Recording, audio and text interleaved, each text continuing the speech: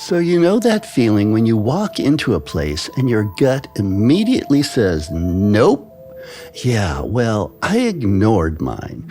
Big mistake. Huge. And I'm talking Titanic-sized mistake here, people. Picture this. 17-year-old me, broke as a joke, desperately needing cash for, well, honestly, probably something ridiculous like concert tickets or whatever teenage me thought was life or death important. Then, boom, this babysitting gig falls into my lap. $50 for 4 hours watching one kid. $50 for one kid. Now, any normal person would have asked some follow-up questions at this point, like, why is the pay so good? Why does Mrs. Morrison sound slightly panicked on the phone? Why did she practically beg me to take the job after 3 other sitters apparently weren't available? But no, not me.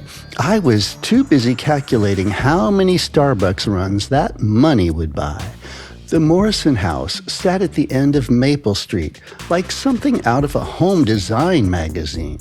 All clean lines, white walls, and that sterile perfection that screams we definitely don't have any dark family secrets. You know the type, the kind of place where the throw pillows are perfectly fluffed and there's not a single fingerprint on any surface. Mrs. Morrison answered the door with this practiced smile that usually means something is wrong. You've seen that smile before, the one your mom gives you when she's about to tell you that your goldfish went to live on a farm. Fake as a $3 bill, but I was 17 and distracted by the crisp $50 bill she was already pulling out of her purse. "Connor is such a good boy," she said, practically shoving her husband toward their car. "Bedtime is 8:30. Please help yourself to anything in the fridge and..." She paused, her hand on the doorknob. "Don't go into the basement. The stairs are loose." Loose stairs? Right, because that's definitely the vibe I got from this pristine house where everything else was magazine perfect. Connor turned out to be pretty cool, actually. 8 years old, sandy hair that stuck up in about 12 different directions, and he was way more interested in his Lego spaceship than bothering me, which, honestly, perfect. I could handle a quiet kid who minded his own business. For the first hour, everything was normal. Connor built his spaceship, I scrolled through TikTok, and the house did that thing houses do when they settle and creak occasionally. Standard babysitting stuff. I was actually starting to think I'd hit the jackpot with this gig. Then Connor went to use the bathroom. I'm sitting there, probably watching some mindless video about someone's morning routine, when I noticed this door at the end of the hallway. And okay, every house has doors, obviously, but this door was different. Remember how I mentioned Mrs. Morrison's fake smile? Well, this door had the same energy. It looked normal enough, same white paint as every other door in the house, but something about it made my skin crawl. Maybe it was the way the light hit it funny, or maybe it was the fact that it had more security than Fort Knox. 7 deadbolts. 7! Running vertically along the doorframe like metallic teeth. Below those, 3 padlocks hung like bizarre Christmas ornaments, all scratched up and worn like they'd seen some serious use. Who put 7 deadbolts on a basement door? I mean, what are you keeping down there? The crown jewels? When Connor came out of the bathroom, I pointed down the hall. "Hey, what's with all the locks on the door?" The kid went white, not pale, white. like someone had drained all the blood from his face in about 2 seconds. He looked everywhere except at me, fidgeting with the hem of his shirt. Mom says I can't talk about the basement. His voice came out as barely a whisper. Can't talk about it? That's not ominous at all. I tried to keep my voice casual, like I was asking about his favorite cartoon or something. Connor, what's in the basement? But he was already shaking his head and backing away like I'd asked him to stick his hand in a blender. Kid practically sprinted back to the living room, leaving me alone in the hallway with that Fort Knox basement door. So naturally, I did what any curious teenager would do. I pressed my ear to the wood. Nothing. Complete silence. But it was the kind of silence that feels heavy, you know? Like the air itself was holding its breath. By the way, this is probably a good time to mention that I've always been the type of person who reads the scary story and yells at the character for going into the creepy basement. "Don't go in there, you idiot," I'll say, throwing popcorn at the TV. Guess who's the idiot now? Hour 2 brought the phone calls, and when I say phone calls, I mean the kind that make horror movie directors weep with joy. First off, who even has a landline anymore? Apparently, the Morrisons, because this ancient cordless phone starts ringing every 20 minutes, like it's on some demented schedule. And the caller ID always showed the same thing. Basement. Basement? The basement was calling the house phone? Let that sink in for a minute. The first time it rang, I thought maybe it was some weird technical glitch. Phone companies mess up all the time, right? So I answered. Hello? Static. Then what sounded like someone crying, but the sound was distant and hollow, like it was coming from the bottom of a well. Hello? I tried again. The crying stopped. Dead silence for about 5 seconds. And then breathing. Heavy, labored breathing that definitely didn't sound human. It sounded like someone trying to breathe through water. I hung up. 20 minutes later, it rang again. Same caller ID, same static, same crying. This happened 4 times. 4 times. On the 4th call, I heard something that made every hair on my body stand up. Help me. The voice was young, female, and absolutely terrified, like someone was being torn apart and using their last breath to beg for rescue. I dropped the phone so fast it bounced off the hardwood floor. When I picked it up, the line was dead. I looked over at Connor, who was pretending to be very interested in his Legos while clearly listening to every word. Connor, is someone in your basement? Daddy says the phone down there doesn't work anymore, he said without looking up. Says it hasn't worked for years. But it kept ringing every 20 minutes like clockwork. You know what the really messed up part was? I was starting to get used to it. By the 3rd call, I was almost expecting it. Human beings are weirdly adaptable that way. You can get used to anything if it happens enough times, even phantom phone calls from your basement. Hour 3 is when I became a full-time detective. Look, I'm not proud of this, but I started going through their stuff. I told myself I was looking for some rational explanation for the calls, the locks, and Connor's obvious terror. Maybe there was a logical reason for all of this weirdness. The kitchen was my first stop. clean counters, organized cabinets, a junk drawer that actually had useful junk in it instead of the usual chaos of rubber bands and expired coupons.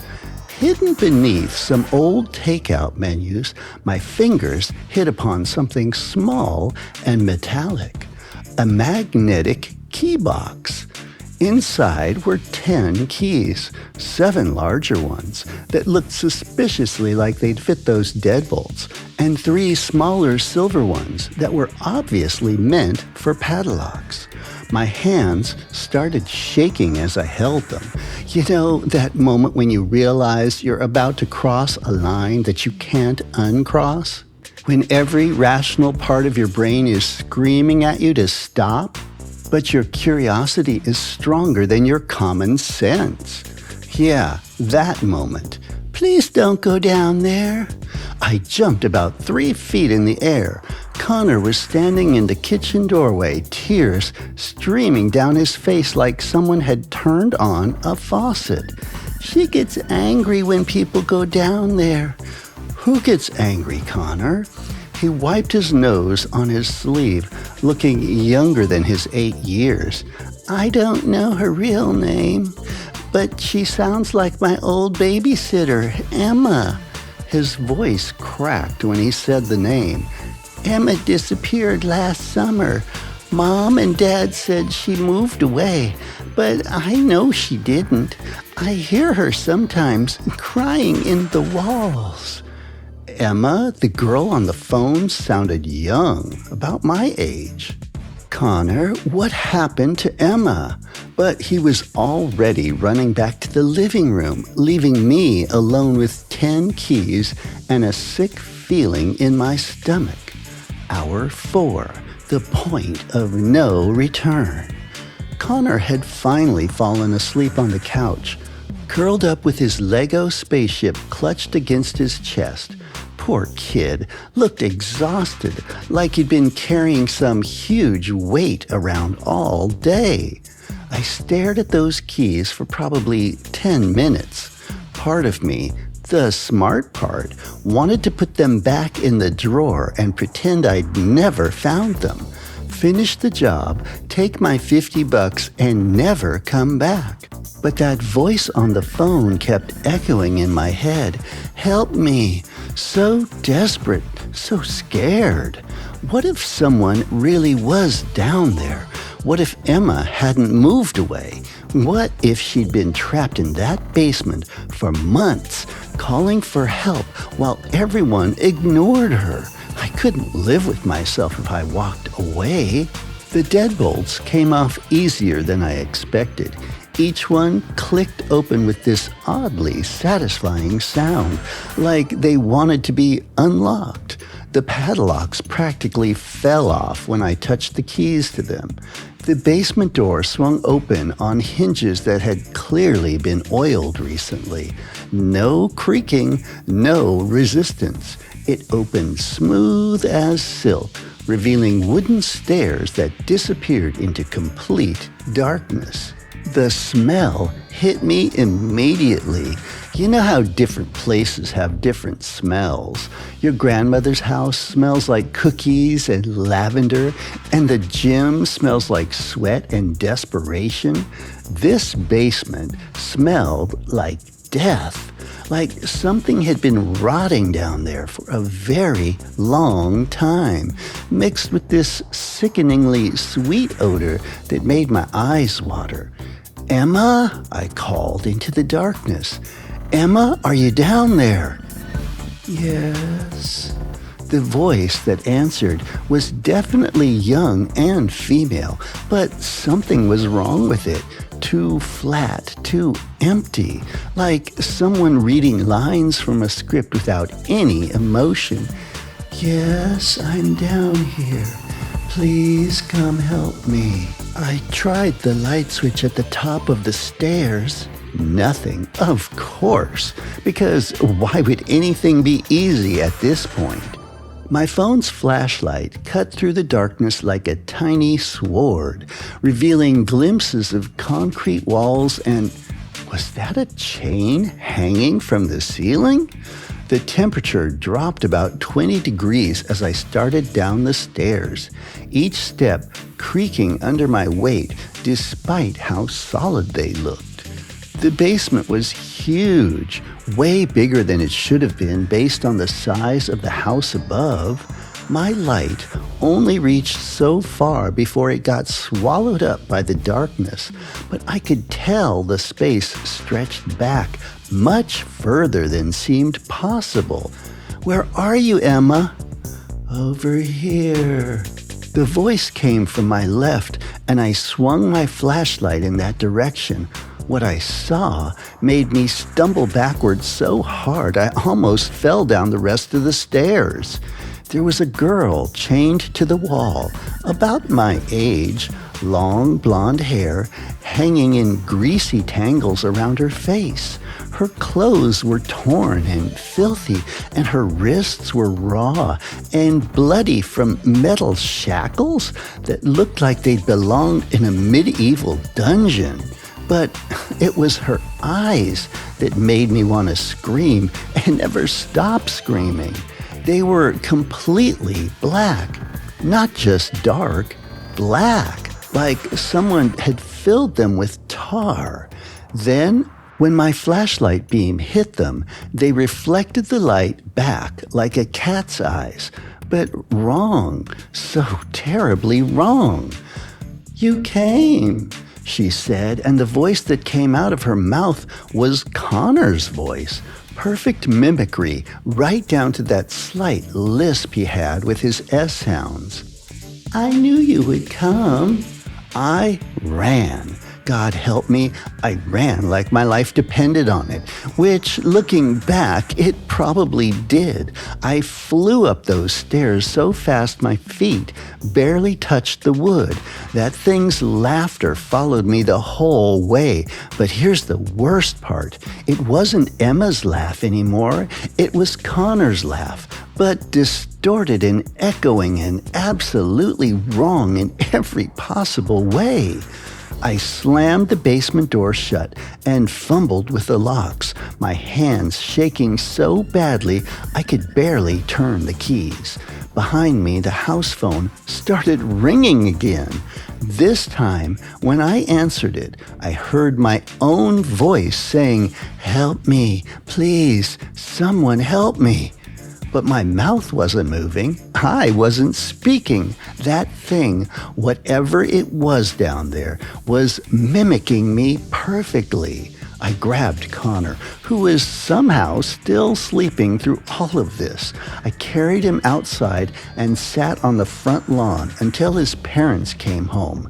When they did, I tried to explain what I'd seen, what I'd heard. I told them about the girl in the basement, about the phone calls, about everything. Mrs. Morrison smiled that same cold smile and handed me my $50.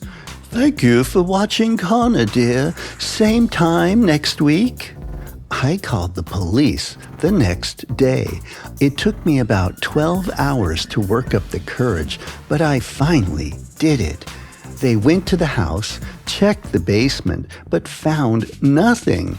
Empty concrete room, they said. No chains, no girl, and no phone. They looked at me like I'd lost my mind.